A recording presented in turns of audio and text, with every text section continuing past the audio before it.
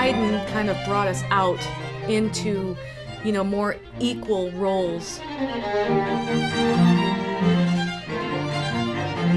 Mozart was not only arguably the world's greatest composer of classical music, he was also a spectacular performer himself.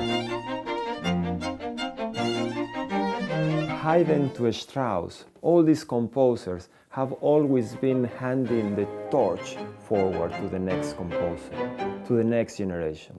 So they all added, they all pushed the limits of their predecessors into something greater.